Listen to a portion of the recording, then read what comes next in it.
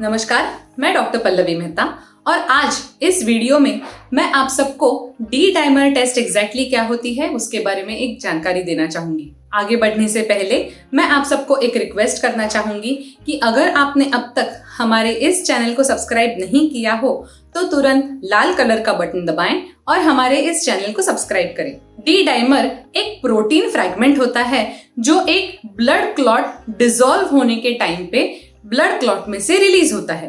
Usually हमारे शरीर में डी डाइमर बहुत ही कम अनडिटेक्टेबल लेवल्स में मौजूद होता है, लेकिन अगर किसी के शरीर में ब्लड क्लॉट हो और वो डिसॉल्व हो रहा हो तो ये डी डाइमर रिलीज होके हमारे खून में डी डाइमर की लेवल बढ़ाते जाता है। डी डाइमर की इस टेस्ट में खून में होने वाले डी डाइमर की मात्रा को मेजर किया जाता है। जब हमारे शरीर में या फिर किसी ब्लड वेसल्स में या टिश्यूज में कोई इंजरी हो जाए तो हमारे शरीर में हीमोस्टैसिस नाम की एक प्रोसेस इनिशिएट हो जाती है। इस प्रोसेस में ब्लीडिंग को रुकाने के लिए हमारा शरीर कुछ प्रोसेस इनिशिएट करता है। फाइब्रिन नाम की थ्रेड्स को रिलीज किया जाता है। ये फाइब्रिन्स एक नेट फॉर्म करके उस इंजर्ड एरिया को कवर कर लेती हैं। फिर इस फाइब्रिन में प्लेटलेट्स अट्रैक्ट होके ये सब मिलके एक क्लॉट पैदा करते हैं। क्लॉट उस एक्टिव ब्लीडिंग को रोकने की कोशिश करता है। एक बार सही से क्लॉट फॉर्म हो जाए तो एक्टिव ब्लीडिंग रुक जाता है। जब तक ब्लीडिंग खुद से स्टॉप ना हो तब तक क्लॉट उसी जगह पे बनाए रहता है। जब एक्टिव ब्लीडिंग रुक जाए या कम हो जाए तो धीरे धीरे करके क्लॉट डिसइंटीग्रेट होने लगता है या क्लॉट डिसॉल्व होने लगता है। हमारे खून में प्लाज्मिन नाम का एक एंजाइम होता है जो इस क्लॉट को डिसॉल्व करने के लिए मदद करता है। क्लॉट्स में से जो धीरे धीरे करके फ्रैगमेंट्स निकलते हैं उन्हें कहा जाता है डिसइंटीग्रेटिंग फाइब्रिन प्रोडक्ट्स। इन डिसइंटीग्रेटिंग फाइब्रिन प्रोडक्ट्स में से एक प्रोडक्ट है डी डाइमर। अगर शरीर में अननेसेसरी या फिर क्लॉट्स की मात्रा बहुत ज्यादा हो तो इस डी डाइमर की लेवल बढ़ती जाती है, क्योंकि ये डी डाइमर क्लॉट्स में से रिलीज होता है। अगर किसी की डी डाइमर टेस्ट नेगेटिव आ जाए तो उसका मतलब होता है कि शरीर में क्लॉट्स कहीं पे प्रेजेंट नहीं है, या फिर अगर क्लॉट्स प्रेजेंट भी हो तो ये सिग्निफिकेंट नहीं है। लेकिन अगर किसी की डी डाइमर की टेस्ट पॉजिटिव आ जाए तो उसका मतलब ये नहीं कि शरीर में 100% क्लॉट्स है ही।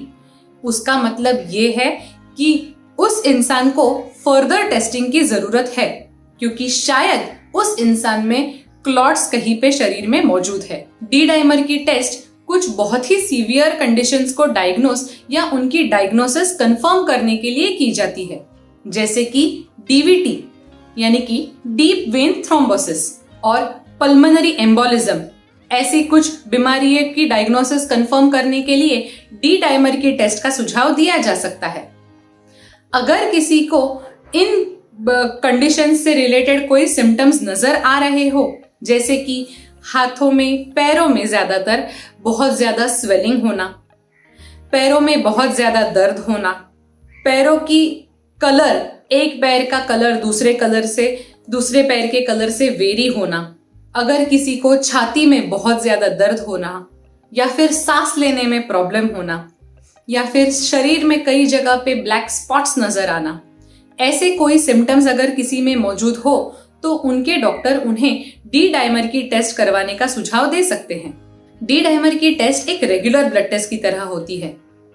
इस ब्लड टेस्ट में हाथ की नसों में से थोड़ा सा खून का सैंपल लिया जाता है और फिर एक लेबोरेटरी में इस खून के सैंपल को प्रोसेस किया जाता है।